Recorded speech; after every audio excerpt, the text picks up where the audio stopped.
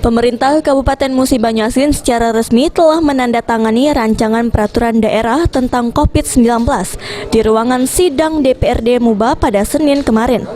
Dibentuknya Raperda menjadi undang-undang bertujuan untuk segera mengadaptasi pola hidup sehat di tengah masyarakat akibat adanya wabah COVID-19 yang telah melanda hampir di seluruh wilayah Indonesia, khususnya Kabupaten Musi Banyuasin.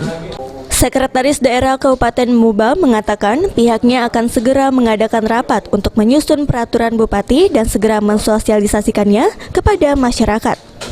Jadi kita karena kemarin disahkan, mungkin dalam waktu dekat ini akan segera rapat untuk menyusun peraturan bupati, kemudian melakukan sosialisasi.